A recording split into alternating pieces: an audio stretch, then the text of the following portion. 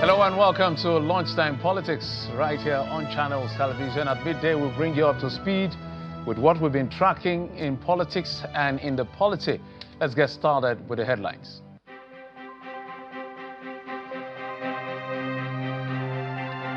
Organized labor suspends or reach truce with FCT Minister over workers' grievances, suspend strike and agree on sundry resolutions for industrial harmony.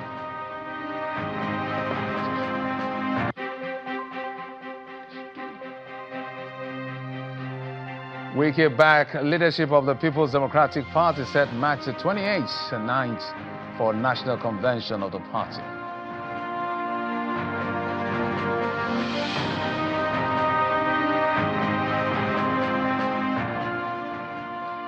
A few things has played out last night, and we'll start from there to bring you up to speed whilst you slept or you were retiring to your bed.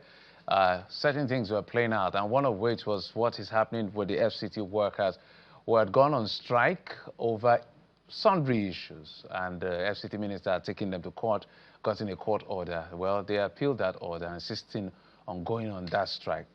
And it looks like there's a new turn of event as the Congress, that's the Nigeria Labour Congress, and the Trade Union Congress have now suspended their planned protest at the office of the FCT minister, Nyesom Wike.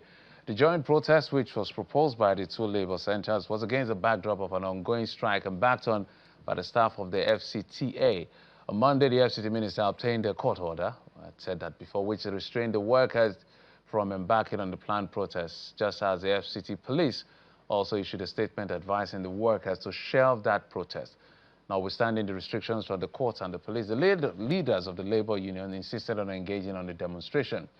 Well, there appears to be a twist of events. The labor leaders, via a press statement, directed all workers who have been on strike to resume work immediately, citing a last-minute reconciliation meeting with the FCT minister. According to the statement, the labor leaders have secured the commitment of the minister to address the issues raised by the workers, and that the minister has agreed to withdraw the case at the industrial court, and a promise not to victimize workers who participated in that exercise.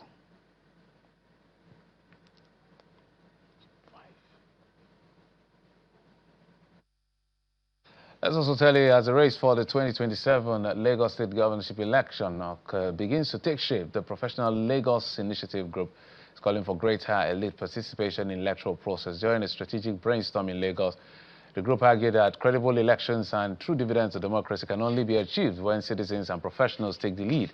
The group also urges former PDP governorship candidate Olajide Adediran, known as Jandor, to contest the forthcoming APC governorship primary. The thing that we're trying to do, particularly with Progressive Lagos Initiative, is to ensure that we try and educate the elites, the professionals, and the middle-class citizens of Lagos that they are actually the brain box of this state, because that's where the ideas reside. In that segment, that's where the ideas reside. And if they are part of the process, what happens is that we have a more robust conversation. Lagos is better served for it, and therefore we have a more progressive Lagos. The man Jandor, for us, is the man that represents what we call fresh ideas, new energy, and that progressiveness that Lagos is known for. He represents all those attributes. I would believe that he will bring that transformational progressiveness to Lagos State. We believe that very strongly. And that's why we believe that we can't have all these ideas that we are going to try and galvanize and put together on the initiative and not have them come to life. We believe that a candidate like him will ensure that the ideas that we will galvanize and bring together will come to life. We believe that through him, he will ensure these things are done properly, because that's the kind of person that he is. He's about fresh ideas, he's about new energy, and it's about progressiveness. We believe that with him, things will fly as we expect.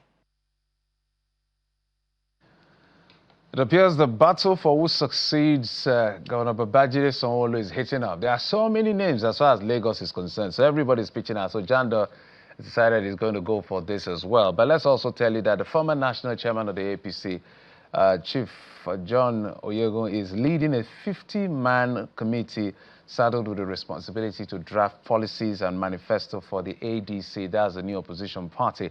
Speaking at the inaugural ceremony in Abuja, the national chairman of the party, Senator David Mark, urges members of the committee to ensure that the recommended policy and manifesto should address poverty and insecurity. Challenges, he says, are unparalleled under the APC administration. Mr. Mark also criticized the economic, security and health policies of the administration of President Tinubu, maintaining that many Nigerians have lost confidence in the administration.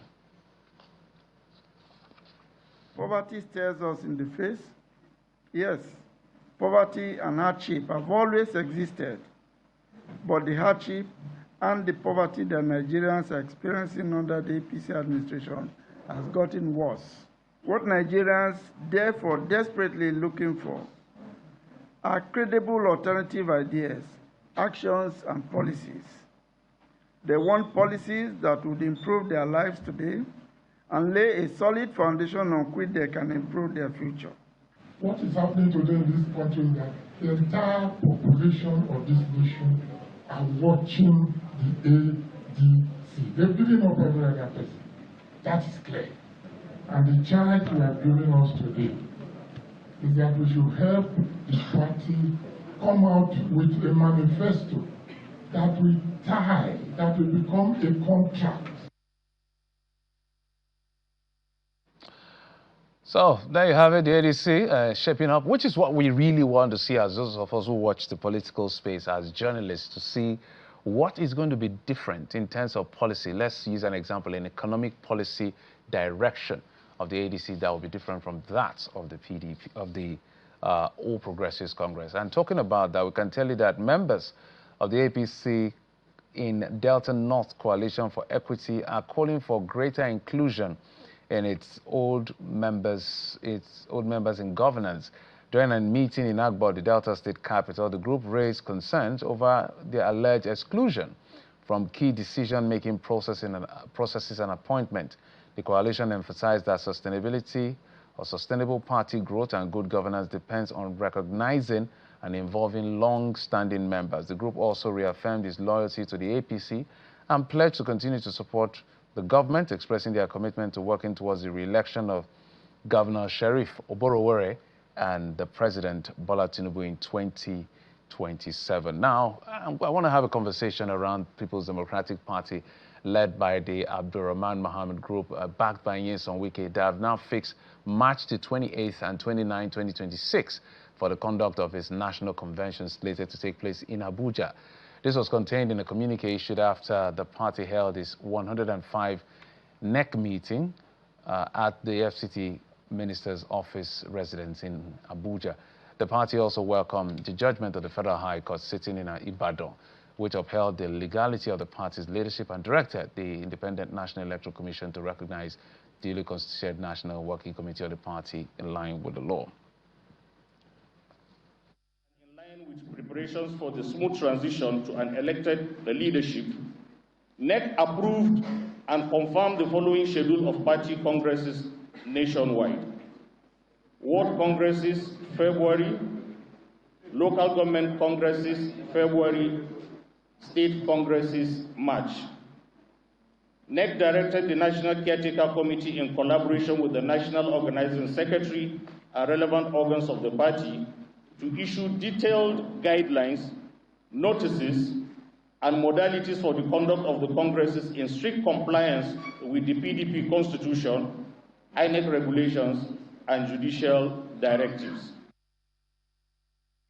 Jogon Mohammed joins me, is the PDP Caretaker National Working Committee, is the national publicity of the Caretaker Working Committee. Mr. Mohammed, thank you for coming on the program.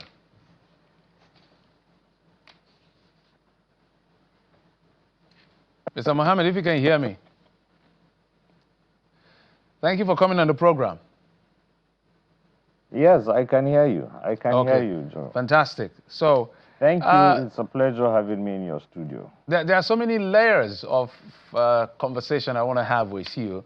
But let's begin with the court case. And I'm trying as much as possible not to sit on appeal, because we're not the court of appeal, because I know that this is a subject of appeal. But there has been multiple well, I call it different forms of interpretation, typical with political issues. The argument on the Turaki-led PDP has said, look, we had actually approached the court for a mandamus order insisting on INEC to recognize and, of course, open the secretariat for them to carry out their duty. And then your group was joined in the suit, and then Somoto, the judge, in their view, went beyond his brief or in a relief that was not sought, pronounced judgment on the legality or otherwise, which is now a subject of appeal. What do you make of that particular judgment?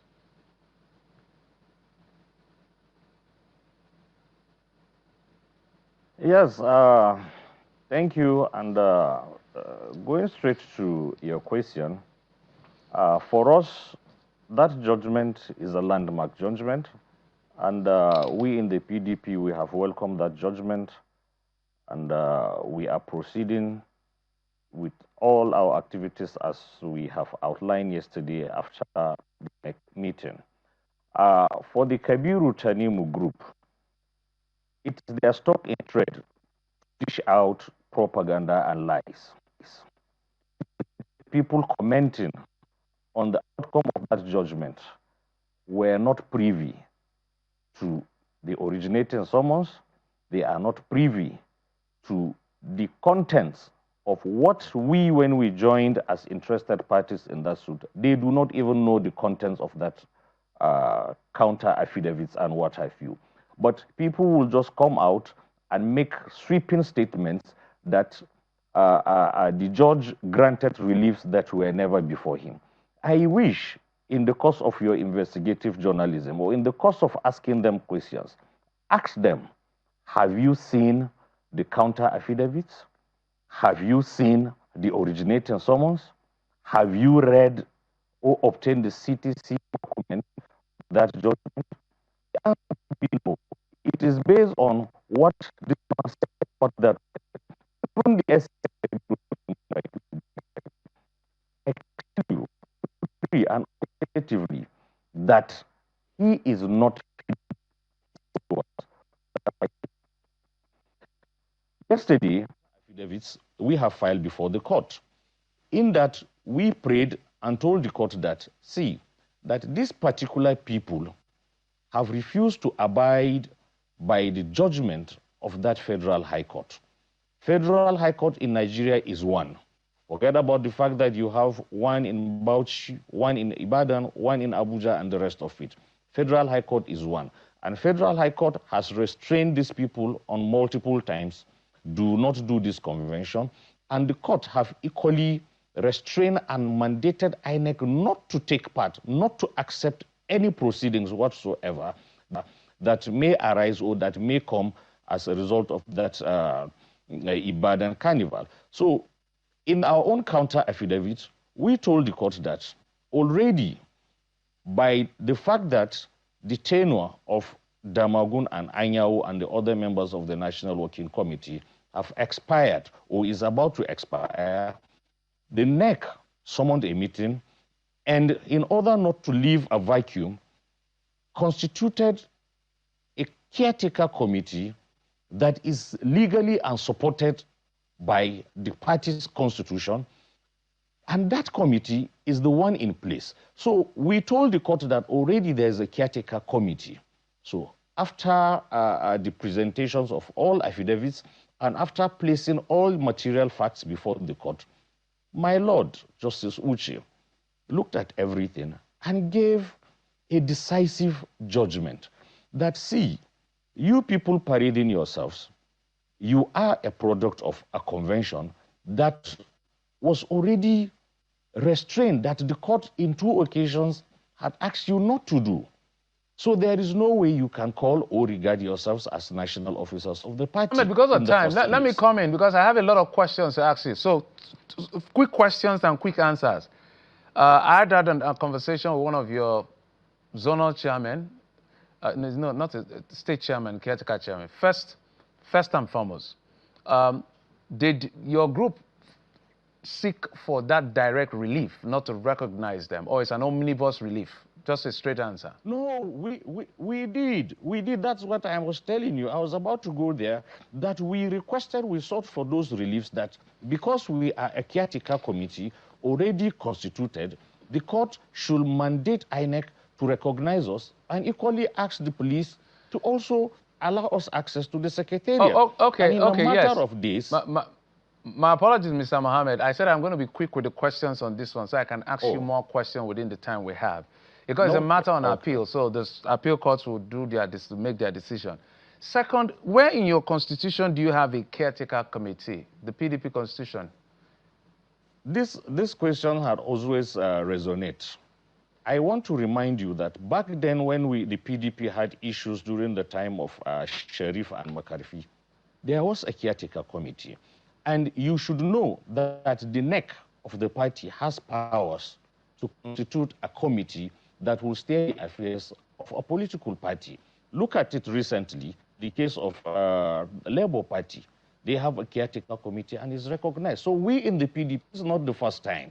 If the constitution of the party or if the NEC does not have the power to do so, the likes of distinguished Senator Bukola Saraki and then the reconciliation committee under the Wakil Adamawa wouldn't have recommended for such a committee to be put in place to salvage the party from total collapse. So I can tell you that it is within the right, it is within the constitution of the party that the party can put in committees, and caretaker committee is one of such. You know, I've interviewed lots of politicians. Sometimes this argument about what is in the constitution and discretion of the party, we're talking about the National Working Committee of a party. Because I looked at your constitution, I don't think I've seen it. I don't think there's anything like caretaker committee in any political party. But some creation of politicians as it is what we deal with most of the time. But if that's acceptable, but let's move on now from that. But can I let me just ask you? Let me ask you. Assuming the tenure of Damagum expired, and let us equally assume that the convention they did, as at that time nobody challenged it, or it was being challenged and that the outcome of the judgment was not out. If the tenure expired and there was no caretaker committee in place, and here comes this judgment, where will the PDP stand? I am the one that asked the question, but I think a simple answer to that is that parties must learn to be responsible parties. Because if political parties are responsible, there will not be room for caretaker, just like the aberration carried out by government of states to have transition committee, caretaker committee, which is strange. That's why the federal government took them to court. So this nonsense has to stop. We need to have democratically elected. If we cannot be in a situation where it's not impossible, we've never seen where there cannot be governor or president. Why is it easy to have a situation where there's always an elected local government chairman? So that's my simple answer, if it satisfies you. But let's go. What do you do, even in your own house, your own children, your own family, you have people who are naturally disobedient. So when you have within your political party, certain people have become disobedient to extent laid down simple rules. What do you do? Okay, I'll leave that to the politician. I'm not a politician. I just gave you an answer as somebody who is looking at this space. Okay, let's look at what is beginning. It's been a moral argument. You know, Nyesom Wike is the leader of your group. There's no debate to that. He's done a lot for the party. He's also been blamed for the ruining of the party. So it's a love and hate relationship for him. Now, as we speak, he's very clear that you can't second-guess the man because he says his man straight, no matter whose ox is God. He's going to be supporting the president in the 2027 elections. Is that the position the party is also going to take now that he's the leader of that group and now you are in charge of the party? Is the PDP going to be collapsing for the APC? You see, I have always told people that individuals, as citizens of this country, have their inalienable right to choose what they feel is right for them, and you cannot deny them that. For us in the PDP, what is before us now is salvaging the party, and to God be the glory, the judgment of court is there. Next is to conduct the convention. Once you have a proper National Working Committee in place, we begin to sell nomination forms. It will come to answer this particular question you are saying as to whether the PDP will collapse or the PDP will not collapse. A lot of stories have been going around here and there, but it is only time that tends to reveal the true situations on the developments in the PDP. In the past, we have told people that the other group cannot and are not the legally recognized NWC. Today, here we are, the court has vindicated us. So, for the Honorable Minister, it is within his right as an individual. But for PDP as a political party, I will crave and beg the general public and Nigerians that, wait, give us time. Let us take these issues one after the other. When we get to the bridge, we shall cross the bridge. But nobody can deny the Honorable Minister his right to speak as an individual. But the party has not made any statement. I totally, Mr. Mohammed, one of the things I like to do is to ask straight questions. So let's have a moral argument. The Honorable Minister is a force to reckon with. I don't think anybody can dismiss him. He has built his political stature to that point where he's bankrolled a lot of things. Now it has held the PDP to where it is. And there are two parts to that party now. In fact, there's a fear whether the PDP... So there are two scenarios here. It's either the PDP will not be able to present candidates in the 2027 election because of this division in the party, or the PDP will present a very weak candidate, because there's no way in on Wike, who wants to re-elect the president, will support a candidate that has the capacity to defeat Mr. President Bola Tinubu. So what exactly is your group doing? You see, you cannot be having legal issues and then be thinking of fielding a candidate. You have to take things one at a time. So now that the coast is clear, give us time, you will see our workings, and not all these things that people are talking left, right, and center. Give us time. It is only time that will prove and vindicate us. All right, Mr. Mohammed, we'll give you time. We're trying to be as realistic as possible. We'll respect your opinion, but you are the opposition people. You are the opposition People's Democratic Party, which ruled for 16 years, lost election in 2015, and now there's this divided house since in fact, since 2015. I did my calculation. APC has about 31 governors now out of the 36. PDP lost, not in an election, at least 16 governors, from Amechi and the 5 that were there down to what we have today, to the last person who defected. PDP has lost, let's just give an average of 15 to 16 governors by defection, not by losing election. And that's very alarming. So I don't think I've seen, please correct me if I'm wrong, now that you are the opposition, are we going to start seeing you holding the government or the APC to account? Because even as a divided house from your group, we've never seen you make any press release to hold this government to account. So what kind of opposition are you exactly, Mr. Mohammed? And you are the National Publicity Secretary. Yes, you said you like straightforward answers. The question I will ask you, you have a house, you don't even have a food to eat in your house, yet you want to start complaining that the soup from your neighbor has cooked, and you begin to complain that the soup is not sweet. You don't do that. You don't even have what to eat, and yet you are complaining about somebody's food.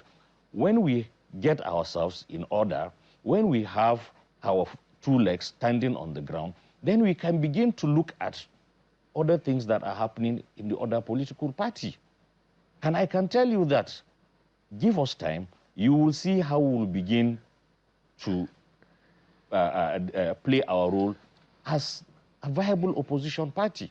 But as it is, with all the legal issues before us, it's only foolish for us to begin to look at other issues. Mr. Mohammed, at least we know there are 2 groups. Mama Bang has been releasing statements with graphics, and you have also been there as caretaker for, I can't remember how many months now. Not even one statement to say, okay, pending when the court says we are the authentic leadership, let's be doing our work. So I'm trying to understand what you're trying to defend here. You see, there's difference between doing opposition work and looking for relevance or making noise. At a point, Mr. Ini was making press releases on virtually everything. Virtually everything. opposition or no opposition, you will see press release. So there's difference between proper opposition and then seeking for relevance. I don't want to join issues with any. It is his right to make whatever noise he wants to make.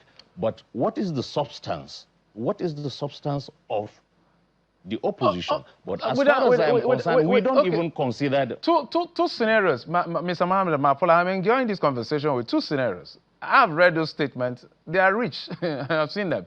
I'm sure you saw when the APC was the opposition. I'm sure you know Lai Mohammed. Every issue was an issue. That's what it means to be an opposition, whether it's security and economic issues, whatever sorry, issue. I don't know what you call noise.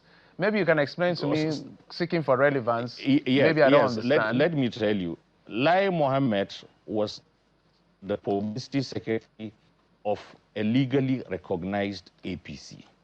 Mr. Ini, today as it is, and even before today, cannot and can never be recognized as a publicity secretary of the PDP, and we have indicated. So all that he was doing is trying to give publicity to their own particular block. So I really, it's not about just coming out to talk. Now that he has been talking, where is he today and where is his block, complete block, the Kabiru Tanimu Turaki block today? The APC, I am very sure, will not even give any relevance, will not even dignify his press releases because they knew he was an illegal, he was a product of an illegal convention. No, so that's why they never Mr. Mohammed, they respond. They respond. I can tell you for a fact they respond. But let me ask you a question. As an opposition, now that you are in charge, based on that court judgment, what do you make of this sliding into a one-party state and the economic policy of the president under Tinubu and the APC? And just if you can answer me in 2 minutes or 1 minute, I don't have so much time. My apologies. There's no issue of one-party system in this country. The ADC is there. They are getting people moving in droves to their party. The PDP is here. If the PDP is dead, nobody will be talking about the PDP. Nobody will be dragging issues about going to court here and there as regards the PDP. So there are political parties, there are opposition political parties.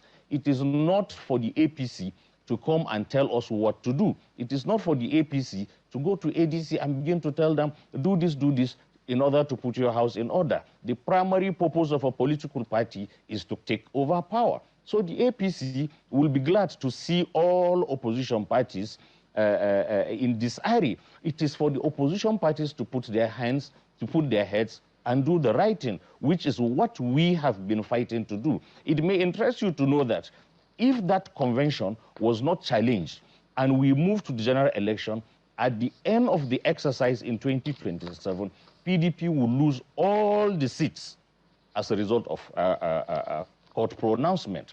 So coming to the issue of the economic policies of Mr. President, yes, definitely, some of the policies are biting, are really, really biting. It is not easy.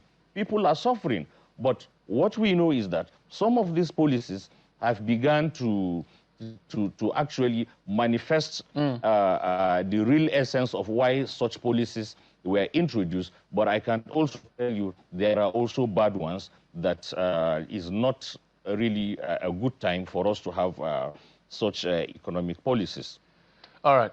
Mr. Mohammed, I hope we're going to have more conversations around your party as an opposition party because it's just exhausting, the never-ending crisis of the People's Democratic Party. Let's hope that all sides can find a common ground.